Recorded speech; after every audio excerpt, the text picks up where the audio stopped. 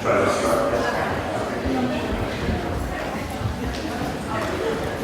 welcome everyone this morning to the second of my two lectures. I'm very, very happy to be here. I've met many very interesting people and had fun conversations about life, the universe, and everything. Today I'll talk about cosmic evolution of, oh darn it, I shouldn't have touched it. It's very sensitive. Today I'll talk about cosmic evolution of stars, planets, and life on Earth. Again, it's a pleasure to be here celebrating the 150th anniversary of Bogazici University. I wanted to mention a few things from my first lecture. First, a small correction. I had said that typical naked eye stars are 100 to 1,000 light years away. That's correct. But here on Monday, I said billion kilometers, and I realized afterwards that I meant million. So it's easier to use light years, okay, than these large numbers of kilometers. But for the students who were here on Monday, I wanted to make that correction. It's correct in the notes that I will give to Alpar. And I discussed on Monday some of the initial topics of how we got here. And I showed this baby picture of the universe, a photograph of the universe as it was only 380,000 years after its birth, after the Big Bang. And there are these tiny little variations in temperature, about 1/1000% to 1/100%. They correspond to slight variations in density. And I mentioned how those variations in density, in mass per unit volume, grew with time as a result of gravity. And I showed this wonderful computer simulation of the growth of what we call large-scale structure in the universe. Galaxies, clusters of galaxies, superclusters, and voids. You can see the dense regions getting denser, the less dense regions becoming less dense. But what I forgot to mention on Monday was that in this simulation, we have removed the expansion of the universe. In other words, the whole universe is expanding during this time, but the dense parts are clumping up. The clumps are becoming clumpier. But we have kept the whole universe the same size in this simulation, just so that it does not expand to become the size of the Earth. You see what I mean? So I've put this in your notes as well, and they will be in the notes that you receive for this course, for this lecture, but I wanted to be sure to mention that. Okay, I also mentioned how in the beginning, only hydrogen and helium were formed during what's called primordial nucleosynthesis. The conditions of the Big Bang were such that only hydrogen and helium were formed. But when the Earth formed 4.5 billion years ago, there was not only hydrogen and helium, but there were other elements as well. All the other elements were just 2% by mass. How did those other elements form, if not in the Big Bang?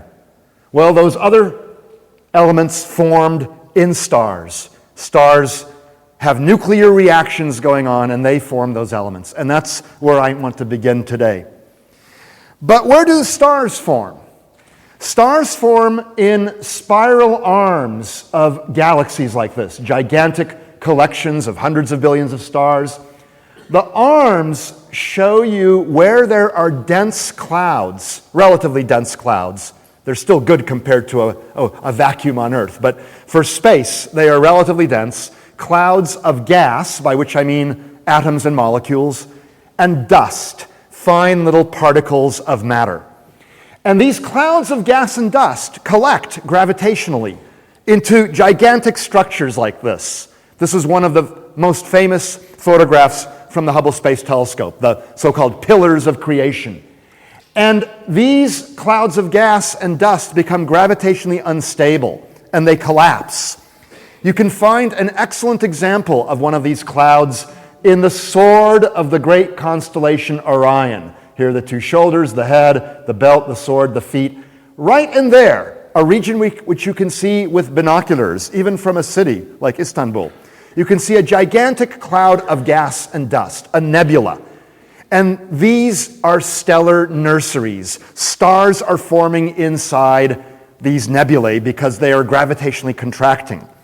If we look in the middle of the Orion Nebula, especially at infrared wavelengths, where the light passes through gas and dust more easily than at optical wavelengths, you can see a cluster of newly formed stars. We can tell that these stars are only a few million years old because these are so massive that they would have died long ago if they were older than that.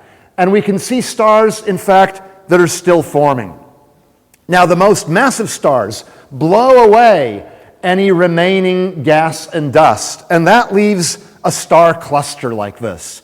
And presumably, our own sun was born in a cluster about 4.5 billion years ago. And gradually, stars, one by one, escape from the cluster, which is why our own sun now appears to be a solitary star. But it was born like this in a cluster from a gigantic nebula, a cloud of gas and dust 4.5 billion years ago.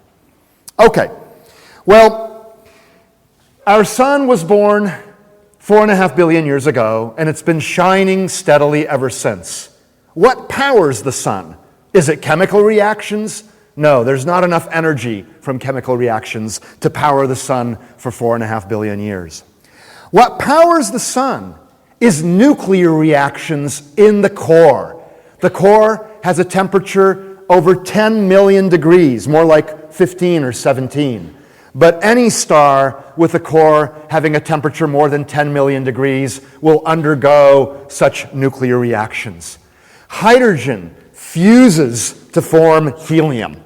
4 protons come together to form 2 neutrons and 2 protons bound together in a helium nucleus.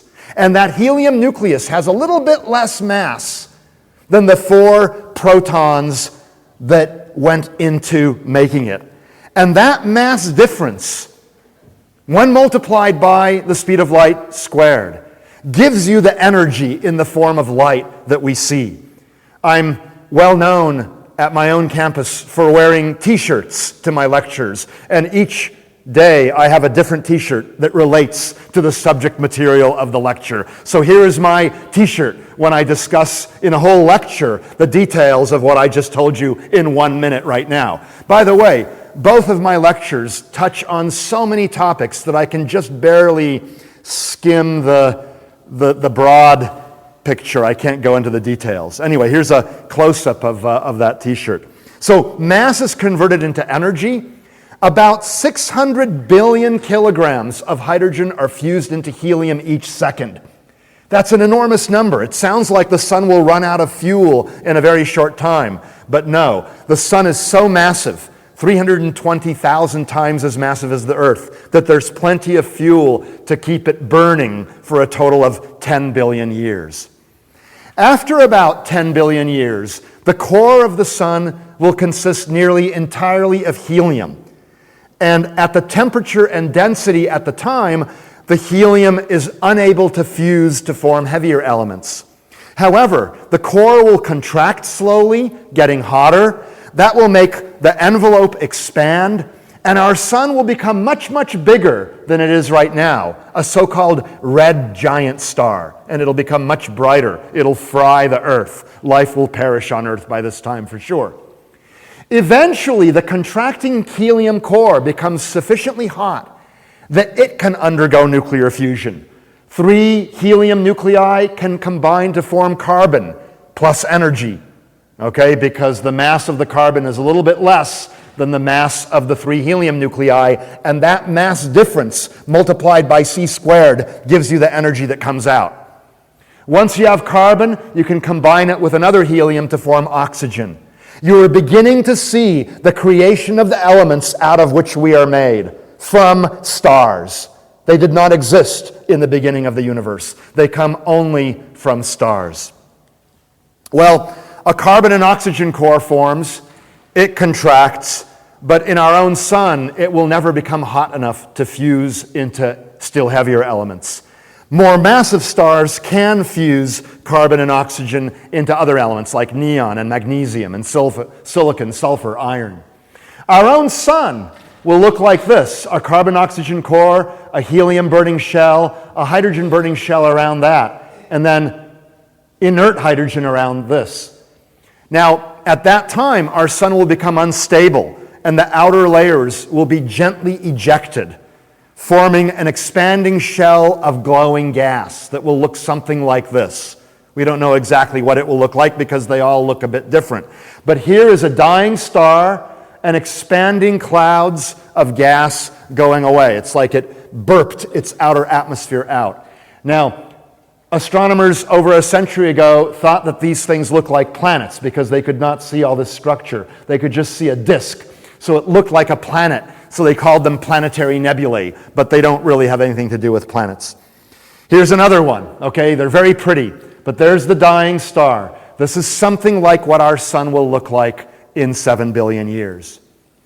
This remaining star is very cold, is very dense, but it has no nuclear reactions going on. So it gradually cools, eventually becoming very, very cold. It's also very small. It has roughly the mass of our sun, maybe half a solar mass, but it's smaller than the Earth. So it's a very strange type of material known as degenerate matter.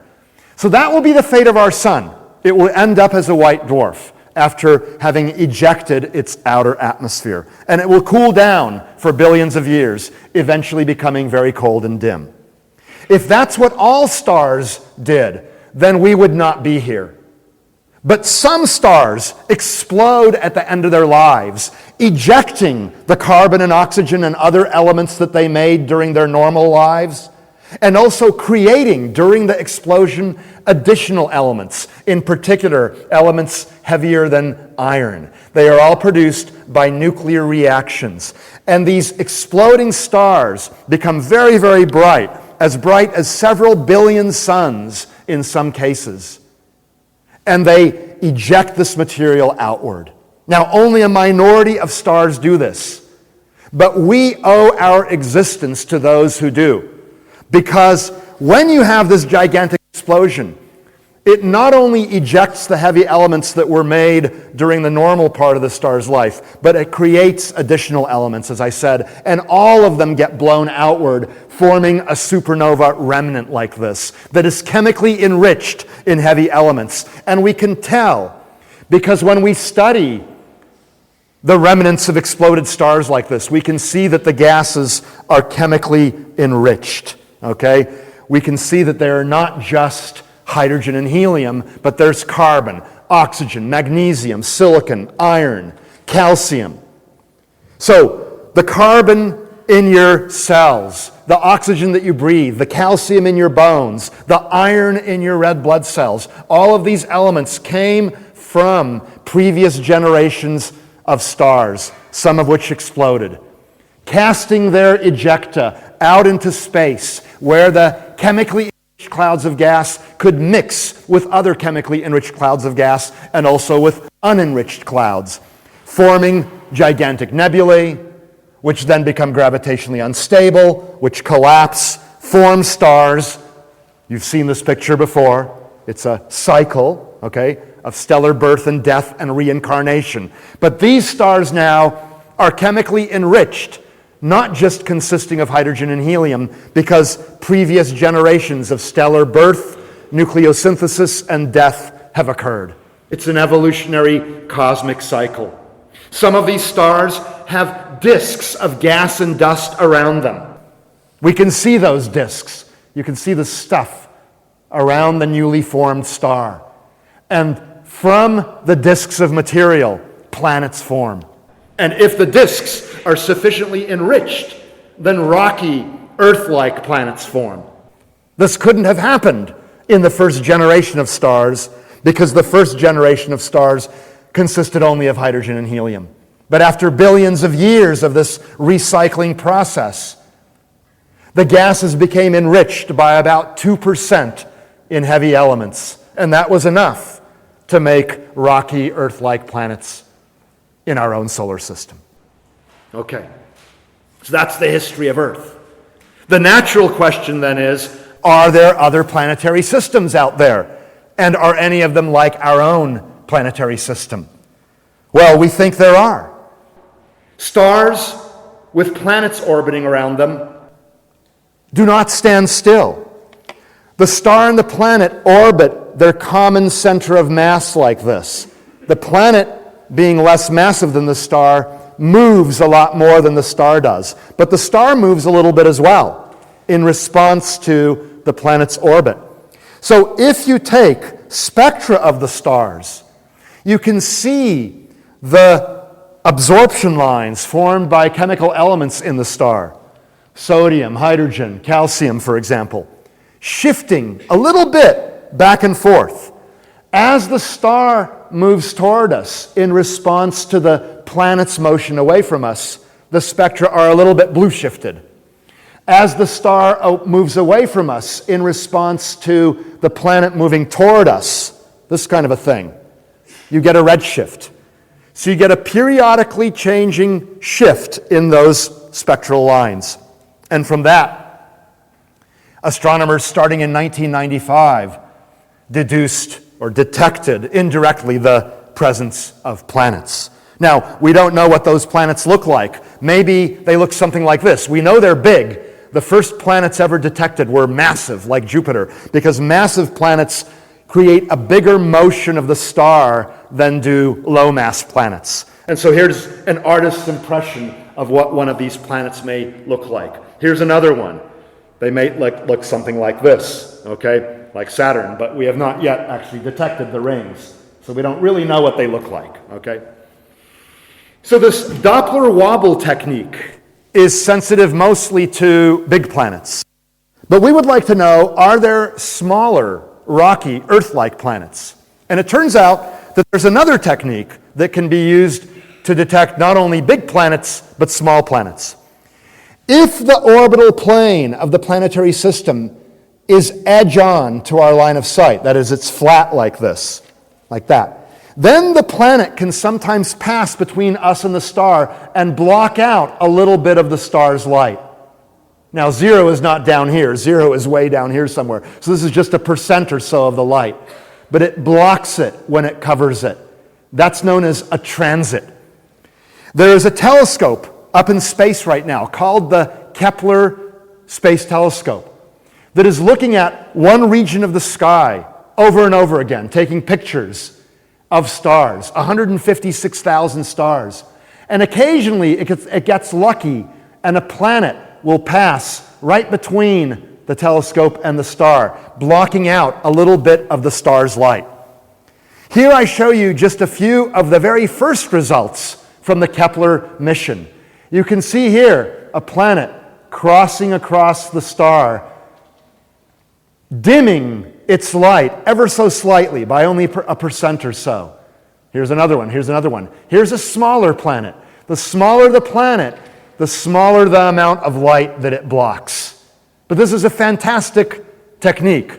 Now, the earliest data showed only short orbital period planet. Looks like this. Look at this. 3 days orbital period, or 4 days, or 5 days. These are unlike planets in our own solar system. Even Mercury, the closest planet, has an orbital period of maybe 89 days. And of course, Earth has 1 year orbital period. But in the first month of data, they could only find the short orbital period ones.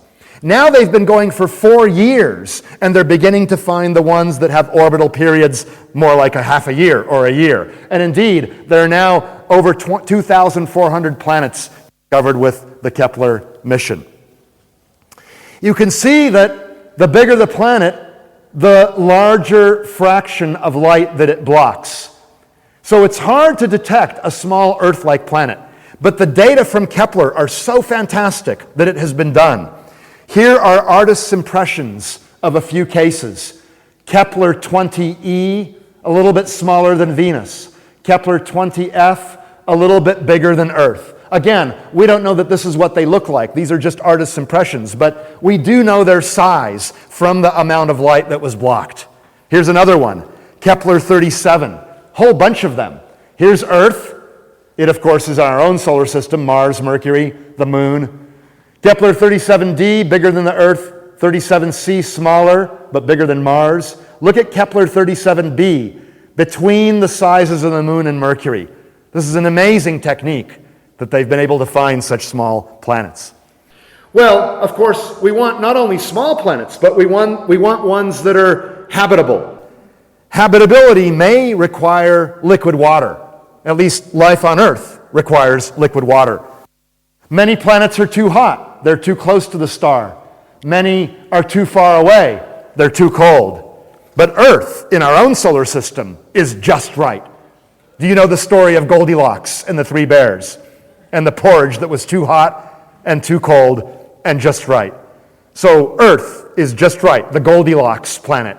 It's in a zone known as the Goldilocks zone where temperatures are such that they allow liquid water to exist. And so what we would really like to find is worlds that are in the habitable zone.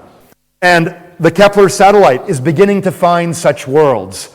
Here, just a month or two ago, was an announcement of Kepler 62e and 62f, two planets that are in the zone where water might exist on the surface. We don't know that it does because it depends a little bit on how thick the atmosphere is and on other variables, but these might be habitable planets. We don't know whether they are inhabited. We don't know whether they have water, but maybe soon we will have enough evidence to show that some of the planets we are finding really do have liquid water, and maybe someday we will even find evidence for life on some of those planets. Okay, so that brings me to the origin of life on Earth. Life on Earth consists of amino acids, which are molecules made out of chains of carbon. Carbon has this wonderful property of making chains attached one to another, and hydrogen's attached to them, and occasionally oxygen and nitrogen. Long chains of amino acids are proteins. Proteins are one of the key components of life. Another key component is DNA, deoxyribonucleic acid, which contains the genetic code to life. You resemble your parents because you inherited their genes, but with some differences, and genes from both parents. Now, DNA looks something like this, an enormously complex molecule, but an amazingly wonderful molecule. It's this double helix, and it has this sugar phosphate backbone with nitrogenous bases, nitrogen-rich bases, adenine, cytosine, thymine, and guanine. And they bind together, guanine always with cytosine, thymine always with adenine. So when this thing breaks apart, it can make a copy of itself because there's only one way in which thymine can bind with another molecule, and that would be adenine. And so when DNA splits, it makes a copy, two copies of itself. It's just amazing, and that's how your cells grow, okay? All right, well, it turns out to be easy to make organic compounds, the compounds out of which life is made. You can send sparks, lightning, for example, through a mixture of gases that is thought to resemble the primitive atmosphere on Earth. This was first done in 1953 by Stanley Miller and Harold Urey.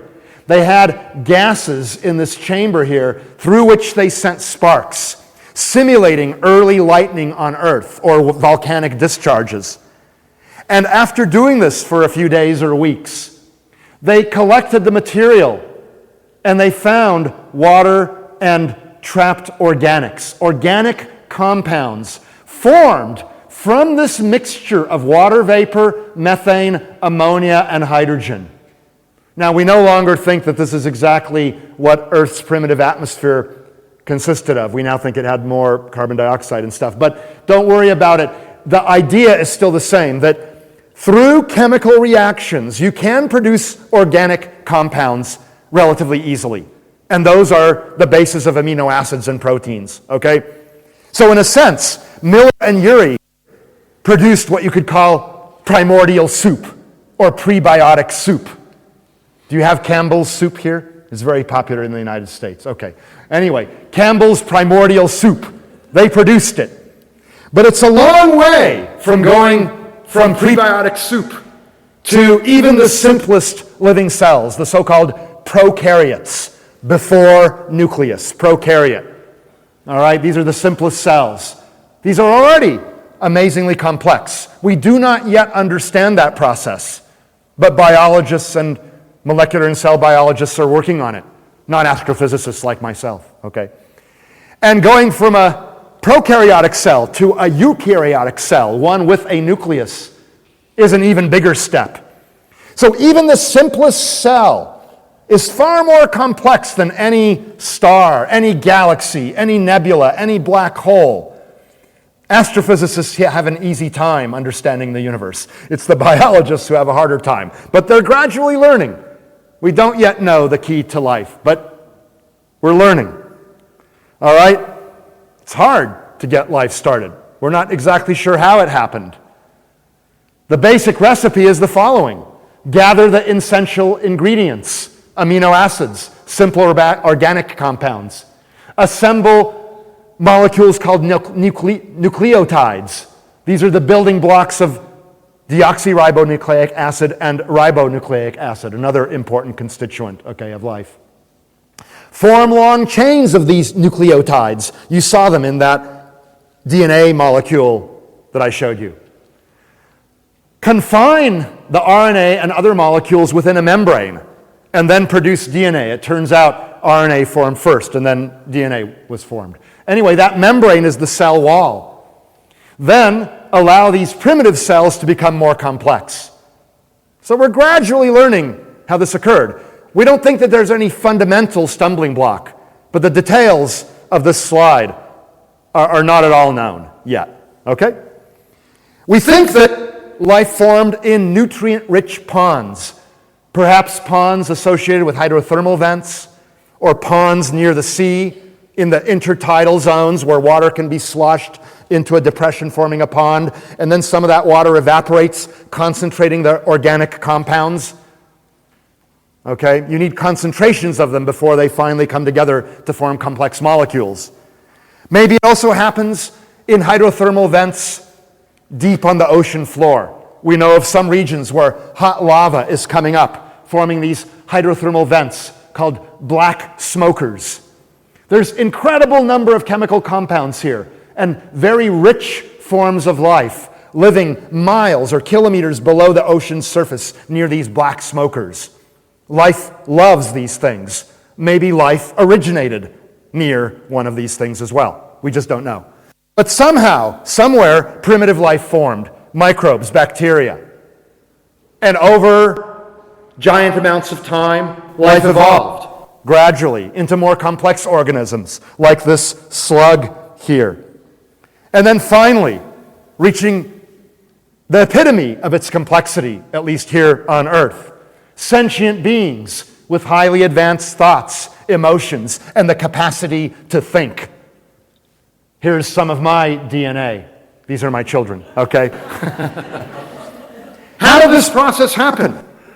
Let me talk about Darwinian evolution by natural selection, an idea that explains changes in the forms of life over many generations, not the changes that occur in your own body during your own life. That's not what we mean by evolution. We mean changes in population. This idea, of course, is largely due to Darwin, who took a voyage on Her Majesty's ship, the Beagle, in 1831 to 1835. They explored many distant lands, Tierra del Fuego in Chile, shown here. Here's the second voyage of the Beagle, which was Darwin's voyage. He was the ship's naturalist. He spent about 3.5 of those 5 years on land, collecting specimens, looking at different species, and about 1.5 years actually doing these travels. 5 years on a boat, fortunately on land occasionally. One of the most interesting places he visited was the Galapagos Islands off the coast of South America here, about 900 kilometers from Ecuador and right on the equator. Okay, there they are. An amazing set of about 20 islands. Actually, I think it's a bit north of the equator. No, it's a bit south. That's good. That means this map is a little bit wrong, because this map implies that they're a bit north of the equator. One of the two maps is wrong. From these data alone, I can't tell you which one, but I suspect this one is the more correct one because it's the more detailed one. It actually shows the lines of latitude. Anyway, that's not an important point, but they're a chain of volcanic islands that's quite isolated, both from the mainland and from each other, okay, it turns out. They're amazing to visit. I was there in the early 1980s. It's one of the places that I really want to go back to because it's just so fascinating. And on these islands, Darwin found an amazing variety of species of life. In many cases, life that he had not seen anywhere else. Species that he had not seen anywhere else. He saw those Galapagos tortoises. Now, of course, there are tortoises elsewhere, but there aren't Galapagos tortoises. He saw iguanas. These are wonderful. They look quite ferocious, but they eat plants, I think. At least I saw one eating a cactus one day. And he saw mockingbirds, and this is very important. He saw different species of mockingbirds on different islands. By the way, he saw different species of tortoises on different islands as well. But the mockingbirds really struck him, as did the finches. And it is Darwin's finches that are probably the most famous, although he drew a lot of his conclusions, it turns out, from the mockingbirds. The finches are different species, shown here having different beaks. That's the main way in which the species differ. And he found 12 of them.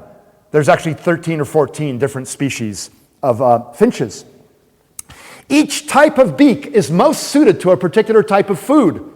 For example, this type of finch eats leaves primarily, or insects, or uses the beak as a tool, or eats grubs, little worms, or fruit.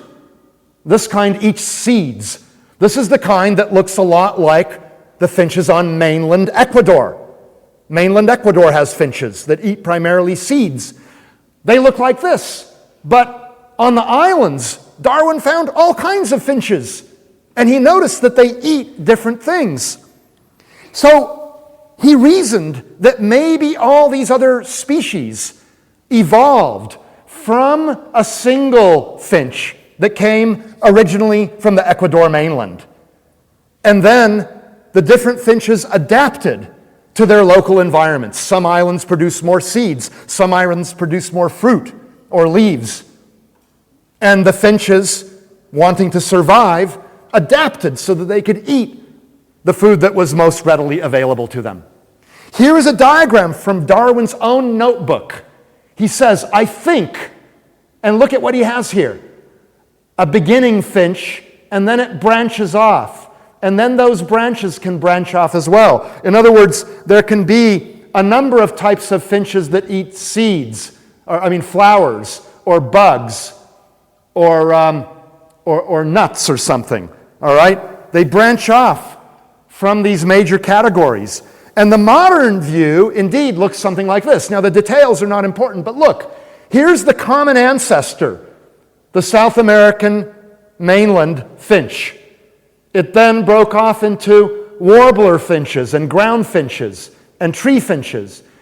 And those budded off into seed eaters and cactus flower eaters and bud eaters and insect eaters. Okay, and then there's different types of seed eaters, depending on which types of seeds exist on the different islands. But they all came from a common ancestor, was Darwin's idea. And he published eventually, after many, many years of thinking about this, in 1859, on the origin of the species. And it wasn't just the finches, it was the mockingbirds and the tortoises and stuff, but the finches are most important. Now, or most well known. Turns out mockingbirds influenced him a lot as well. Turns out that Alfred Russel Wallace, at about the same time, had exactly the same ideas. And in fact, he came to those conclusions much more quickly than Darwin did. And he sent Darwin a letter saying, Mr. Darwin, here's what I think. And Darwin reads this letter and sees his own theory, which he had been working on for 20 years, right in front of him. So this prompted him to publish. And they published together. Darwin did the right thing. He contacted a colleague of his who urged them to publish both papers.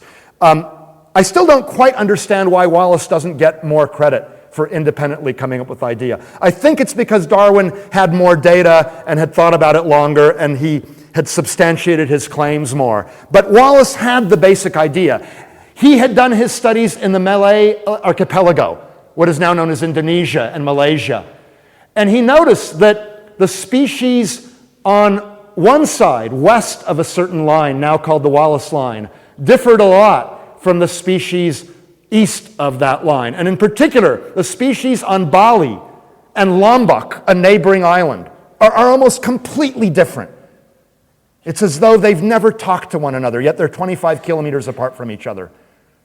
And so there are many reasons for this separation. I won't go into them, but a lot of these things came from Antarctica upwards, and these things came from Asia downwards. And it's only relatively recently that they've come together, and they haven't had a chance to mix very much. That's one of the reasons, but I need to move on. Okay, the basic idea of evolution by natural selection is the following. Individuals in a population or a group differ slightly. There are variations among us. Okay, for reasons I'll get to in a minute. But assume that there are variations. In a given environment, some are more successful than others. They're more fit. They eat seeds instead of fruits, and there are a lot of seeds or something on that island. They produce more offspring that are basically like themselves, but possibly with some variations. These offspring increase in relative number compared to the ones that are not as fit. Those offspring, as I said, inherit their parents' traits with some variability. And then you're back to step one. And it's over and over and over again. Okay? That's the idea. Let me give you an enormously famous example. This is perhaps the most famous example in modern times. For centuries in England, there were these things called peppered moths. And they were predominantly white peppered moths, not black peppered moths. White peppered moths are harder to see on birch trees than black peppered moths. Do you see the moth here? Pretty good camouflage. There it is. Incredible, huh? All right. Black peppered moths are easy to see. The birds would eat them. So the white peppers moths were more fit for their environment. They weren't eaten as much. They had more offspring. Those offspring were white peppered moths. The black moths were a minor fraction of the population for centuries. Then came the Industrial Revolution, and much of England got covered with soot, and the birch trees became black. And guess what? It is now easier to see the white-peppered moths instead of the black-peppered moths, and the birds would eat the white-peppered moths. And within 1 century, most of the population had become black-peppered moths. Evolution in front of our very eyes. There was variation among the species. These are the same species, but different variations. Kind of like there are different kinds of dogs. By the way, I notice an enormous number of dogs wandering around here, okay? So dogs are all the same species, but they have different variations. If there's this variability, but a certain type becomes more fit for survival and producing offspring, it will become the dominant type. Now, gradually, as England has become more clean, not as many smokestacks, gradually the white-peppered moths are becoming quite abundant as well. Okay? Now, Darwin did not understand how step 4 occurs. Offspring inherit parents' traits and some variability. The understanding of this has come starting in the 1930s and 40s through knowledge of genetics, basically. And this led to what's called the neo-Darwinian synthesis, or the new synthesis. And the idea is that genes carry the trait information as a sequence of nucleotides in this RNA and DNA. And they are copied as part of reproduction. And you inherited a set of genes from your mother and from your father. Okay? Now, the variability results from a number of things. For example, mutations. A charged particle can come in and affect the DNA, and knocks some atom out. Or there can be copying errors. Nature doesn't always do things perfectly. Okay? So what happens is you have this parent cell, DNA replicates, and in meiosis, you get 4 daughter cells, and you inherit part of your mother's genes and your father's genes. Once a cell forms in your body, then it reproduces itself through a process called mitosis. Well, Gregor Mendel studied pea plants. There are different colored peas, different types of skin surfaces. Some are smooth, some are rough. Some pea plants are tall, some are short. And he mixed these different types and saw what would happen to the offspring. This can also be done very nicely with fruit flies. They go through a generation in only 10 days. So in a month, you can study 3 generations. And you can mix different types. For example, the common fruit fly has red eyes. The less common one has white. And if you take fruit flies that are pure red, that's the dominant gene. So you have, say, a father with 2 reds and a mother with 2 whites, both recessive. And you mix them together, they have offspring. The offspring will have a red and a white, red, white, red, white, red, white. The dominant gene is red. So all 4 offspring will have red eyes. Darwin noticed this with pea plants, tall versus short, smooth versus crinkly skins, purple versus white flowers. Okay? Here I'm showing it with fruit flies. Now, you let the offspring breed, and you find something very curious. 3 of the 4 are red, but 1 of them is white, even though none of the parents had white eyes. Well, that's because one of the combinations, white-white, is the recessive gene. And it's the one that is then seen in the offspring. But when a dominant is paired with a dominant, then you see red. When a dominant is paired with recessive, you see red and red, okay? So you get this very interesting thing. Now, occasionally you have mutations.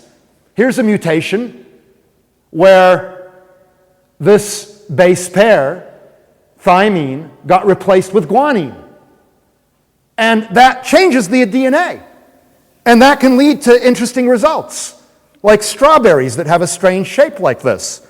Or, I hope I'm not offending anyone here, but here's a very strange-looking cat. I notice many cats wandering around. Most of the mutations lead to traits that make you less fit for survival. They're not favorable. So those do not produce many offspring, or 0. They die too young. You might have a cat born with 3 legs. It's less able to escape from predators, okay? So if you have offspring with a mutation, the unfavorable mutations are selected against, and they tend not to reproduce. The favorable mutations get these, are more likely to reproduce. Some mutations still occur, and then the more favorable ones, again, reproduce. So that's how you get a slow, gradual change, all right? The fit ones survive and reproduce, but over time there are small changes. And over time the changes become sufficiently great that you can actually say that a new species is formed. Species are not able to breed together in general. That's what defines a new species, okay? Whereas variations can breed. And using anatomic and genetic analysis and fossils, we can track the evolutionary lineages of species. Here's a human, dog, bird, whale. They all have some very similar things. Even though the whale has lost any hands and legs, nevertheless, the fin has a structure similar to that of hands and legs. And by doing these kinds of studies, people have come up with the universal tree of life. Bacteria, archaea, eukarya, animals. The animal kingdom is this one little part here. The plant kingdom, the fungi. These all had common ancestors with bacteria and archaea. These are the common bacteria. These are extremophiles, things that live near hydrothermal vents. And then the higher organisms. I'm running out of time, but I'm almost done. Here's the primate family tree. We are primates, okay? We came from a common origin 60 some odd million years ago with things that are now lemurs and tarsiers and various kinds of monkeys. And then right here are the apes. And the apes split off some 20 years, can't read that very well, 14 maybe, 20 million years ago, into different kinds of things, gibbons and chimps, humans, orangutans. Notice that humans and chimps have a common ancestor. The chimps appear to be closest to us. They're among the closest. Look at the similarities in our skeletons. Gibbons, humans, chimpanzees, gorillas, orangutans. We had a common ancestor. We evolved from the same type of creature. That does not mean we, during our lives, were born as an ape and turned into a human. Here's a cartoon in 1871 showing Charles Darwin as an ape. First of all, we didn't, we don't do this over a human lifetime. This takes millions of years. But 4 million years ago or 5 million years ago, early hominids formed from this sequence here, right there, okay, from the apes. And those early hominids evolved gradually. And now, here we are. And there are several lines of evolution that went extinct. There is nothing that descended from this one. These guys all died out. Homo erectus all died out. Homo sapiens appear to be descended from Homo habilis and maybe Homo ergaster. The fossil record is not completely clear yet, all right? But that's the idea, the universal tree of life. Now, in the remaining minute or two, let me just tell you about a more recent development. Slow Darwinian evolution is important, but it's not the whole story. Usually, there are only gradual, small variations leading to minor differences among species. Occasionally, however, there are major episodes when completely different species appeared and thrived. This is a modification to Darwinian evolution known as punctuated equilibrium. Every once in a while, there's a giant proliferation of species, and then those species gradually evolve through time. The Cambrian explosion, 540 million years ago, was an example of this. The Cretaceous Tertiary extinction, 65 million years ago, was an example of this, okay?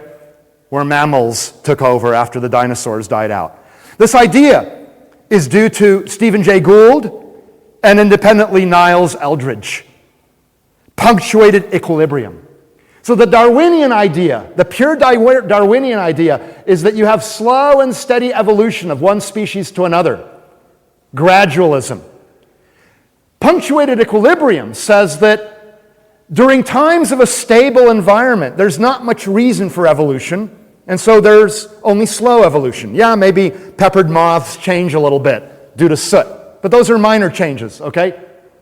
But then when the environment changes a lot, like rampant volcanism or an asteroid hits us or something, then the species change a lot. Those that can adapt to the new conditions survive and thrive, and you get rapid evolution. So you get species 1, species 2, species 3, and then during the times of relative stability, those species change slowly. So instead of slow changes, you see the basic structure is the same. We're not overthrowing Darwinian evolution. That's an important point. But it's a modification. It says that there's little morphological changes during times of stability, and then big changes during times of environmental upheaval. That's when species split into severals. And then they're relatively stable with time. They don't split as much. Whereas these are gradually evolving even after they split. You see, they're gradually evolving even after they split. Here, these don't evolve very much, maybe gradually. But the main changes occur during times of of environmental upheaval. So finally, a summary in 2 slides, and this is all in your notes. Giant clouds of gas and dust collapsed, forming stars. Stars produce heavy elements from light ones through nuclear fusion. Stars eject those elements into space through explosions. New stars and planets form. After many generations of this, rocky Earth-like planets can form. They have been found. We are now searching for those that may have liquid water and life. You get increasingly complex molecules forming, at least in water here on Earth, eventually life, consisting of DNA and proteins. Life evolves through natural adaptive selection. The fittest survive. Offspring inherit their parents' traits and some variability through genes. All life on Earth appears to have had a common ancestor, and we don't have all the details of the tree of life, but we are gradually learning them. Humans are primates. They descended from apes, early hominids, perhaps 5 million years ago, Homo sapiens, maybe 200,000 years ago. Major evolutionary changes are usually very rapid in this modified form of Darwinian evolution known as punctuated equilibrium. It's been a pleasure giving you these 2 lectures. I hope I've given you some idea of how we got here from the various earliest bits and pieces of the universe in the Big Bang. Thank you very much.